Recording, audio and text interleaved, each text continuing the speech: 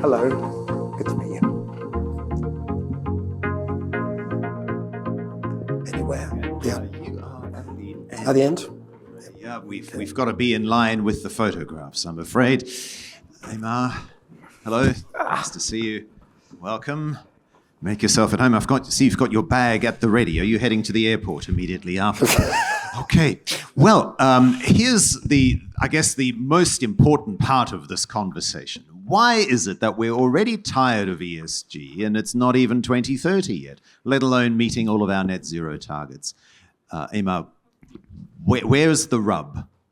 Thank you very much. I think the issue with ESG is that it's become such a political term, particularly in the US.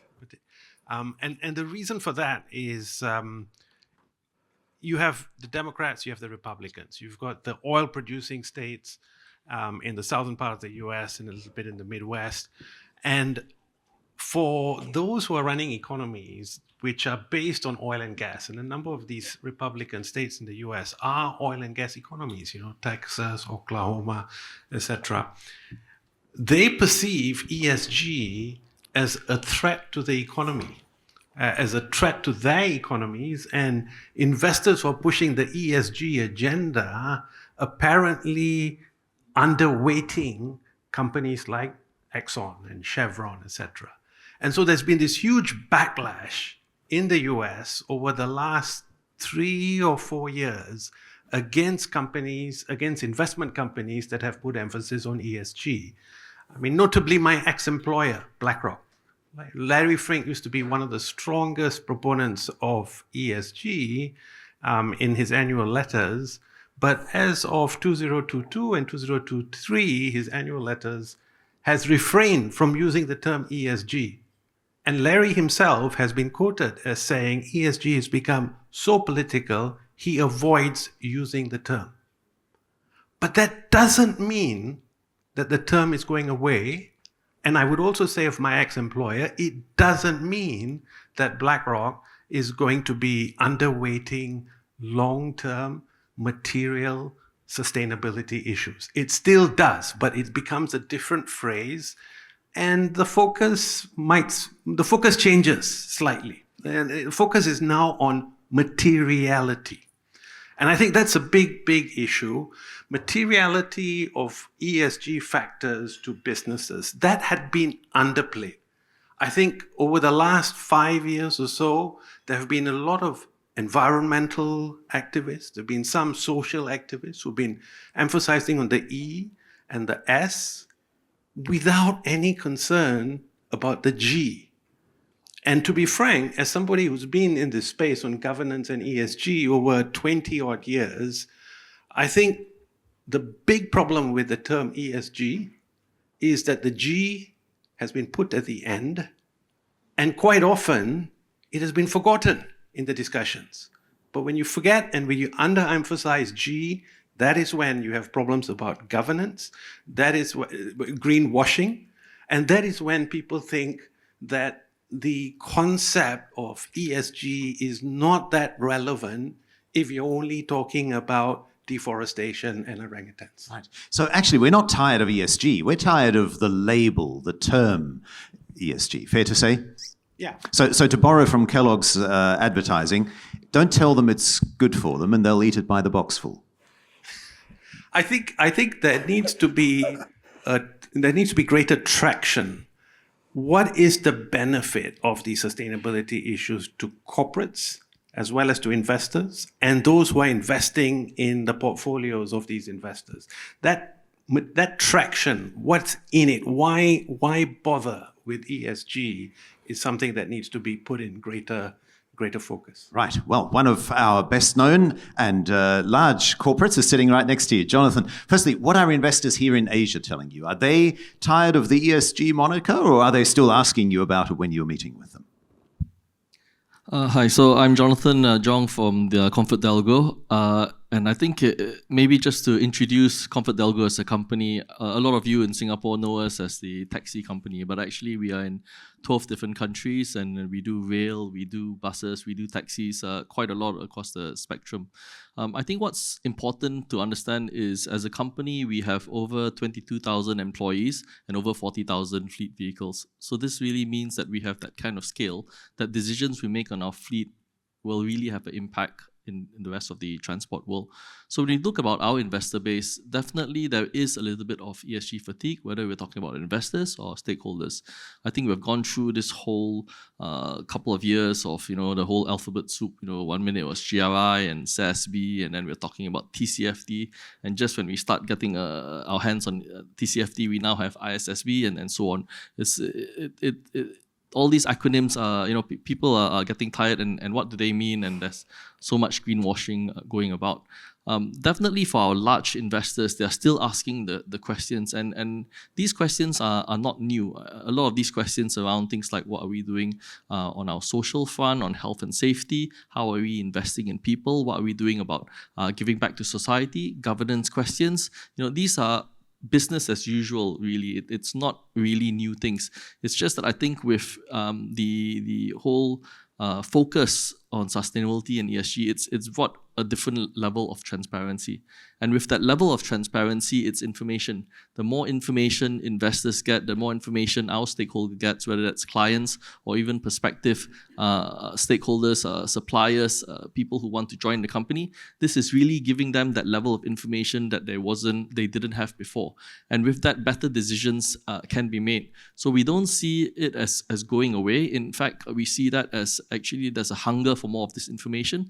The challenge is really being able to discern what is true and real information and what's really a bit of the greenwashing. Right. So much like what Emma was saying, it's got to be material, then they'll be interested. Is that right? And so what does it sound like in your investor meetings when they show disinterest? Do you bring out one of these alphabet soup acronyms and they'll say, "Oh, thanks very much, Jonathan, but we're not really interested in that"? Or what does it look like? Actually, for our meetings, and there has been increasing meetings focused on our ESG discussion. I think traditionally a lot of our investor relations team has been focused on our financial results, what are our plans for the next few years. And more we're getting meetings specifically looking at our ESG metrics, wanting to challenge us, when are we going to come up with the next policy which includes some of the things that they're seeing perhaps in the more Western world, for example, or we have committed to doing this, how are we performing against it? What is our plans? I think like the previous speakers were talking about, a lot of companies have come up with targets or set goals, but they've not really come up with a plan of how they're going to achieve it. So for us, a lot of the discussions around where are we on that journey? And for us, for example, when we have made our commitments, we have our GHG emissions reduction plan validated by the Science Based Target Initiatives. Part of that is that validation externally that someone else have looked at what we are going to do, and there is a viable path to actually reaching those goals. But also, where are we year on year? In terms of our reporting, are we on track? Are we not on track? And some of it, we are having blips. It's not like we set a target and every year it's a smooth glide path. And I think being transparent, being honest that in some areas, maybe due to business growth or maybe due to business expansion, there are increases in some of our metrics. But I think being very transparent about it and setting a recovery plan to achieve those goals are what matters to those investors. So it's definitely significantly more than just sliding your sustainability report across the table and saying, job done. Right. At that point, Bing, we have to come to you because obviously you produce a lot of these sustainability reports and quite clearly you get paid for producing them. How do you then put it to your customers, your clients, to say, hey, we're happy to write this report for you, but you've got to walk the talk. You can't just have this report. How do you go about doing that? Yeah, firstly, I just want to say that, it's actually very refreshing, having spoken at so many ESG conferences, right, that almost exclusively espouses, the importance of ESG. Like we are here having a bit of a contrarian view about, why is there ESG greenwashing and skepticism and fatigue, right? So just want to say thank you to SIAS for organizing this. More directly to your question, how do I convince my clients? To be clear, I don't produce sustainability reports. We actually advise them, but ultimately the companies take ownership of their reports. I think that's one of the important principles that we need to bear in mind, that, while consultants like us can help you develop the overall framework to provide the guardrails and also guide you in terms of how you use the right standards and apply them. But ultimately, it is the company's own sustainability reports that the companies have to take ownership of, in terms of believing in it. So I think, right, this might sound a bit idealistic, but I truly believe that companies firstly need to be very authentic about what their sustainability identity is. We call it their strategic stance towards sustainability. Because let's face it, right, not all companies are going to be wanting to be pioneers or industry leaders for sustainability. Some may just want to be a pragmatic, follower, or let the regulations kind of dictate what they do. And also very importantly, I think sustainability really means different things to different companies depending on what sector, which industry you operate in. So for example, if you are in a maybe hard to abate sector or high emitting industry, your focus could be around climate strategies, transition plan.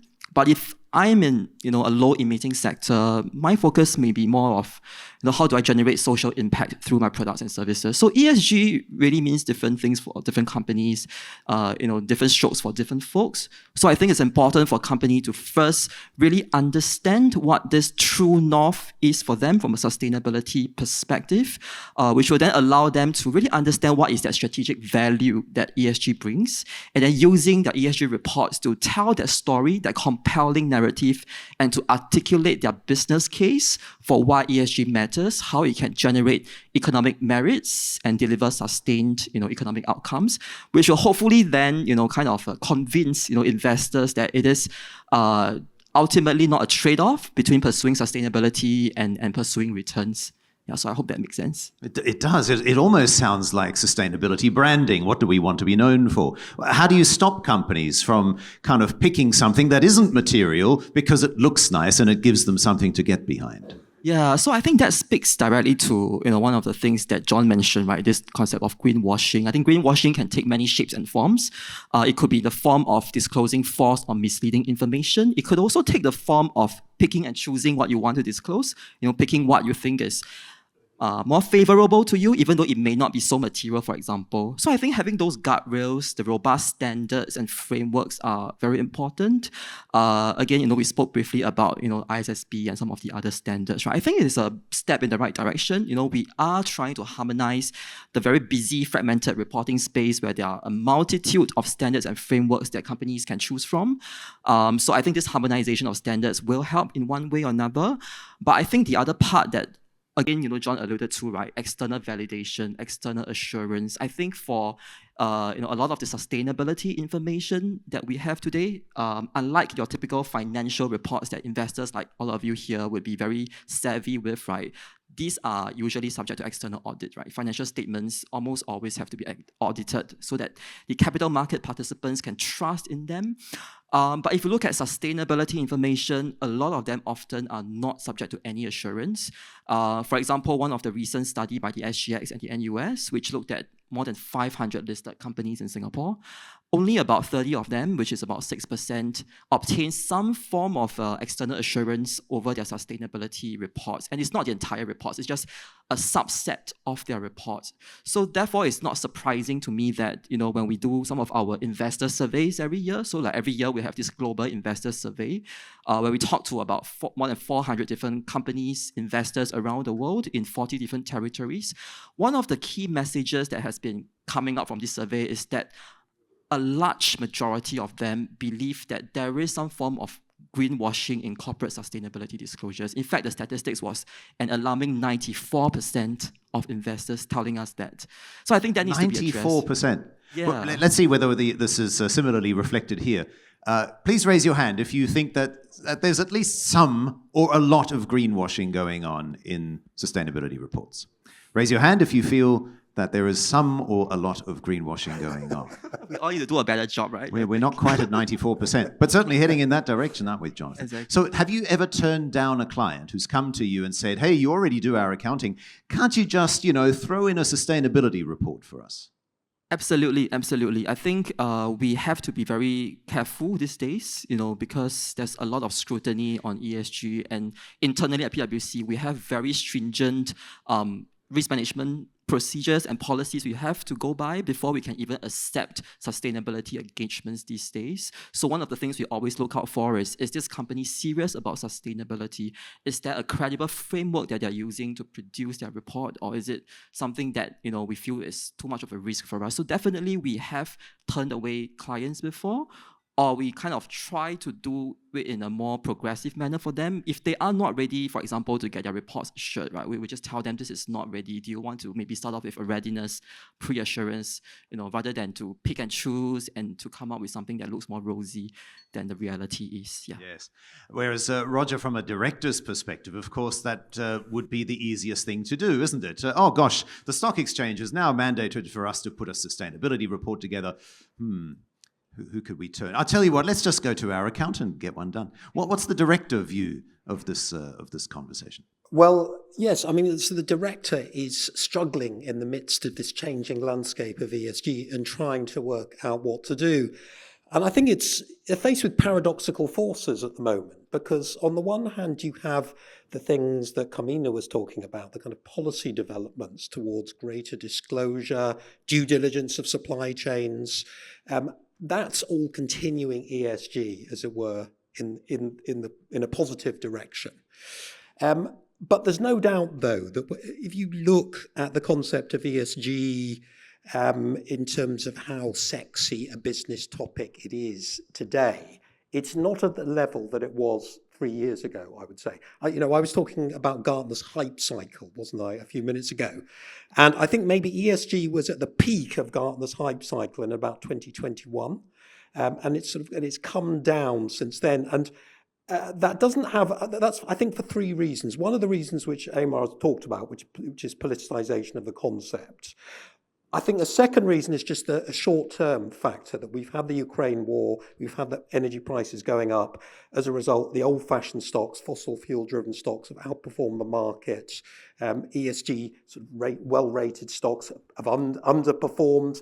The asset management business is a profit-seeking business.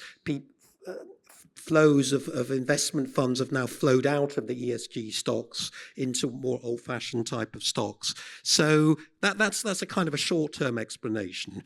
I think the third explanation, which has confused directors, though, is it's become quite clear that the ESG as a concept is a bit incoherent, and it does have problems and inconsistencies involved with it. You see that, for example, in the construction of ESG ratings. So one ESG rating will say this stock is a great stock from an ESG point of view. Another ESG rating will say, no, it isn't actually, it's terrible. And so now and in fact, they're going to be regulated, so the EU is going to regulate ESG indices, as indeed is the UK. Also, I think another thing is it's a bit unclear as to what we're trying to achieve when we look at ESG. Oh, net zero. Isn't it net zero? No, it isn't. The original purpose of ESG was to identify risk factors which could, in the long run, affect the financial performance of companies. So it was a risk management tool. But what has happened over time is that ESG has become seen as a mark of virtue of a company. Is this company a good company or a bad company? And those are 2 different concepts, and I think we need to get back to the former concept, actually, because that's actually a much more robust foundation for ESG. And we need your questions too. You can see just above Bing, there is a QR code there on the LCD LED panel. Just snap the code, and even if you don't have your own questions, go and upvote the questions submitted by somebody else. Please do so now. We have about 20 minutes until we wrap, and Carmina de Noia comes back on stage for the closing remarks. So snap the QR code, take part in the discussion. And now coming back in the opposite direction, Bing, you mentioned about the lack of third-party measurement in much the same way that we see in the financial statistics. How much damage did the expose in The Guardian of the Vera standard do, which by definition kind of shone a big bright light behind one of those third-party reviewers? Okay, I won't comment specifically on Vera, but I must say that issue that you alluded to in terms of carbon credits, I think it itself is still pretty imperfect. I think when I think about carbon credits market, right, it is still a voluntary market. So by voluntary in itself, it means that it's not subject to regulations, right? So in an unregulated market like that, you don't really have those guardrails. Unlike, for example, a capital market, it's like a stock exchange. So I often think about carbon credits moving in the direction of what our capital markets looks like today, having regulated exchanges, having those very, very stringent listing rules. So today, for you to put up a carbon credit to be traded on an exchange, because it's voluntary in nature, right? I think there are checks and balances, but if you compare that with what happens in the capital markets, like for example the SGX, right? Before any company can list, there's so much, due diligence that goes on, a lot of requirements from a regulatory perspective, to basically safeguard the interests of the investors. And all these companies have mandatory disclosures on an annual periodic basis as well. So I think in terms of carbon credits, that's one of the things that I feel is important, having more standardized rules, which I think is still in progress as well. I think there's a lot of harmonization efforts going on to define what high quality carbon credits is. So I wouldn't comment specifically on that Vera issue, but I definitely feel that carbon markets is an area that there's still a lot of work that needs to be done. Awesome. Thank you. Very, very valuable response. Jonathan, can I put to you what Kamine said earlier about Scope 3 emissions? Scope 3 being the emissions that your vendors, your suppliers emit in the process of servicing you with products and services. Have you found a solution just between us? Is there a way that, are you supplying your customers with your Scope 1 and 2 so that they have their Scope 3? Are you insisting on your vendors and suppliers to provide you with their Scope 1 and 2 so that you know what your Scope 3s are? So I think one of the key things about emissions is making sure we know how to measure, making sure we have the data to know where our starting point is. And that in itself is quite a challenge for a lot of companies, even starting to understand how you do the calculation, which methodologies that you use. But at least once you have a baseline of where you are, you can start to measure. And that's where you can start to have those discussions with your supply chain, whether it's upstream or downstream, on how you try to reduce your Scope 3. For ComfortDelGro, I think this has always been a challenging area that we recognize. And one of our key focus has actually been on our Cat 3.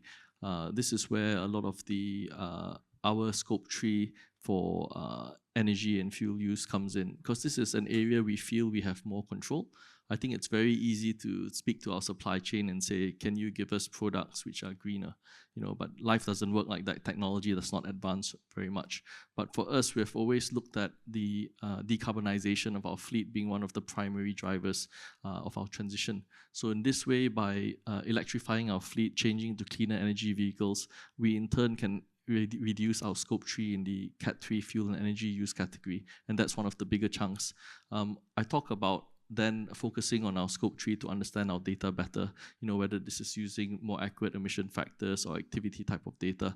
And this is really allowing us to then see perhaps where are some of our biggest contributions coming from. So we can't sort of suddenly look at Scope 3 and slap a year-on-year reduction, but what we can do is work closer with some of our bigger stakeholders and go on that journey together, so that we can see, what is it that we can do or what is it we can buy, which maybe decisions can be tweaked so that we can progressively over the years reduce our Scope 3 footprint. It's not an easy task, but I think it's not one where an individual company can solve on its own. No, but imagine how disarming it was for me to be asked for a sustainability report when I'm a media trainer, right? And why? Because the procurement folks asked for it. Are your procurement folks asking your suppliers to provide some sort of sustainability rating or data on their emissions, for example? Could you, to answer this first question from you, could be part of that support for businesses to move up the sustainability chain? Yeah, so I think there's two ways we look at it. At ComfortDelGro, firstly, we have a global procurement policy, and what's in the policy is really assessing our supply chain for, amongst other factors, ESG type of factors. We look into their ESG reports or some of the responses they give in terms of ESG, and this is not mainly just environmental, but includes social and governance as well. And this allows us to really understand the type of companies that we're working with. We have gone, I think, think through a few iterations previously, trying to give them a rating and seeing how that can come into the evaluation. We are now also moving towards how it aligns to our expectations and our own policies to make sure that all the suppliers that we work with have the same level of commitments that we as a company has. And so we're moving a bit more into a pass or fail where we only want to work with companies which have similar ambitions as ourselves. Having said that, I mean, this is not because we woke up one day and then we decided we wanted to put more requirements on our supply chain, but really, us as a supplier to other businesses, other clients are also asking for that information. So we in turn have to make sure that we not only provide that information, but we are also on this journey together with our suppliers so that the whole the whole sort of like from A to Z, we are all moving in the same direction. I think we are not going to again come up with very big changes overnight, but over time, as we have more conversations, whether it's with our clients or supply chain, we can all journey together to have a reduction curve. Awesome. Emma, firstly, any reactions to what you've heard in the last couple of minutes before I pose the first audience question to you? Well, I think data integrity is the key thing. As you work with your suppliers, as you work with your customers to coming up with scope 3 figures. For investors, the big issue is this company is doing it that way. Another company in the same sector or similar sector in another market might be doing it in a completely different way. So how do you know whether it's comparable, the information that might be provided by this company with a company in Hong Kong or a company in Jakarta or a company in Japan? So data integrity and external assessors to verify this data is going to be the big issue over the next 2 or 3 years. But the other issue is fragmentation in approach. Whether regulators require external assessors, whether the external assessors themselves have a regulatory body to ensure that they're doing their job in the right way. Can we compare the assessment reports of a Big Four firm with a sustainability consultancy? These are big issues, but the big challenge for Asia is that we have so many different regulators that the approach may not, in fact, almost certainly will not be comparable from one market to another market for the next few years in Asia. Okay, on to your questions. Since 99% of businesses are SMEs, Emma, before you put the microphone down, what can be done and by who to support small businesses in ESG?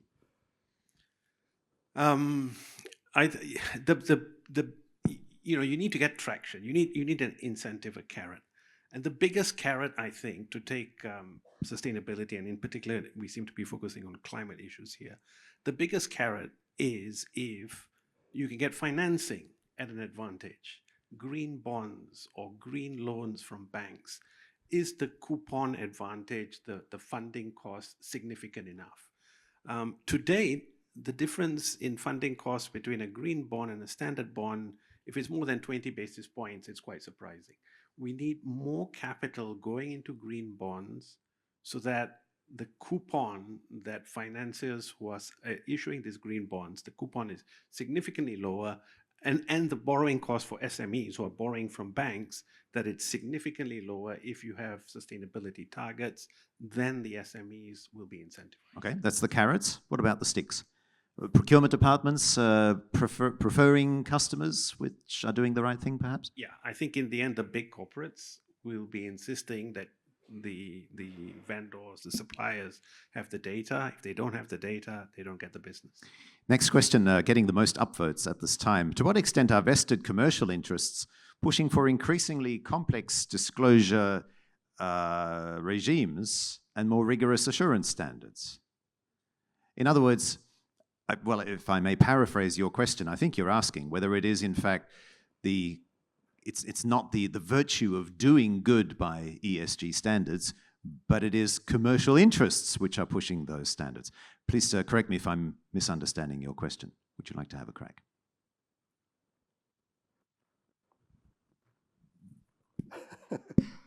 Well, I think certainly large companies are better placed to embrace this new world than smaller companies. And in some respects, it is beneficial for companies to have consistent standards, which are clearly defined, rather than the kind of alphabet soup that we had for a number of years, where there were all sorts of voluntary standards, which some people are adopting, others not. But whether it's vested interest, I'm not entirely convinced by that. I think the underlying driver of all of this is changes in society and changes in the expectations of voters and consumers and people in society, and that's leading the policy process. And that, from time to time, can swing back in the other direction, because public opinion can be volatile about the movement to net zero, especially when certain individuals within society think, it's going to be me that's going to have to pay for this, and that does tend to focus things. We've observed some of that in Europe, but generally speaking, I don't think it's vested corporate interests which are taking this forward. I think it is a fundamental change in attitudes within society as a whole, particularly younger generations. Right. So it's not Bing doing a great sales job. I guess that's the point. Well, I'm sure that plays its role. If I may offer my view, I think this ESG green economy is having some commercials around it. I think there's no denying, let's face it, right? After all, we are running a business, but I think ultimately, to the corporates who are embracing sustainability, they need to see the commercial case for it as well. Going back to the earlier, discussion around SMEs, right?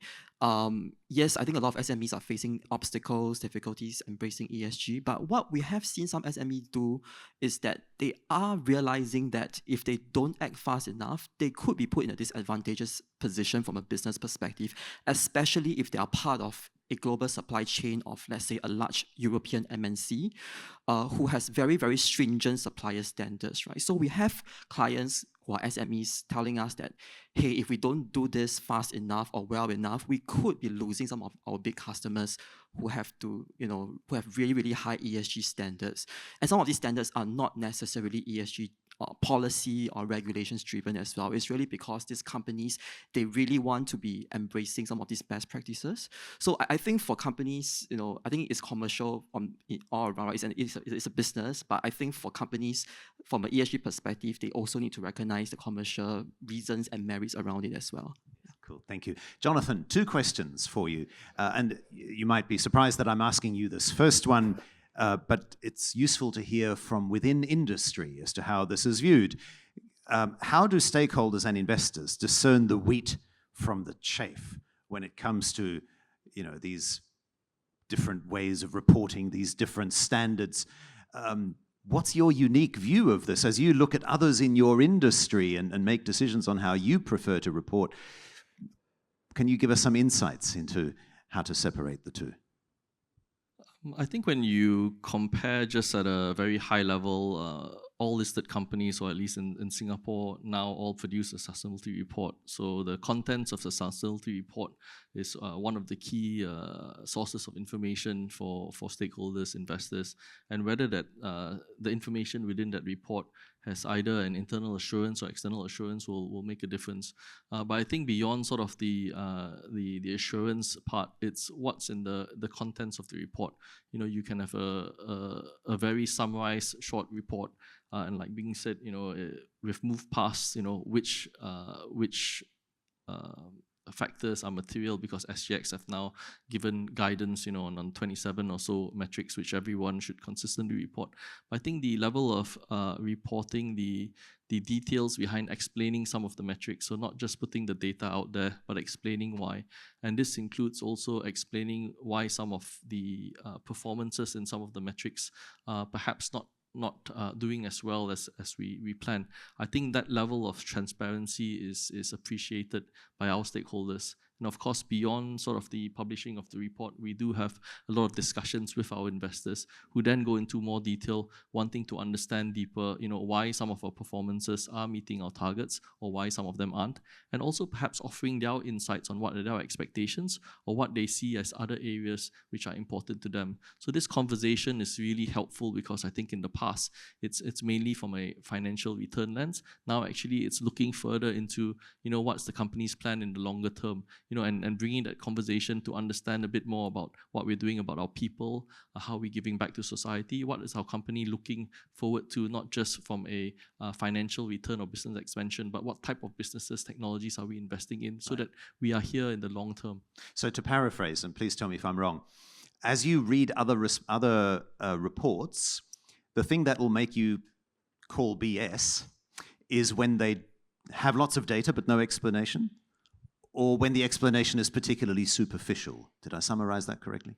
I think, yes, it's a bit of both, but beyond that also, I think it's having a plan. So it's not just about the performance now, which is quite short term, but when we look into the mid and long term plan, do we actually disclose what we're doing in the next 5, 10 years and the future? It's giving a lot more insights than perhaps companies used to disclose. So it's that richness, I guess, of the communication that counts. Is that right? Yes. And richness not written by ChatGPT, but by a human being. Okay, got it. Did promise a second question. Amar, I sense you want to jump in. Just pick up the microphone if you do.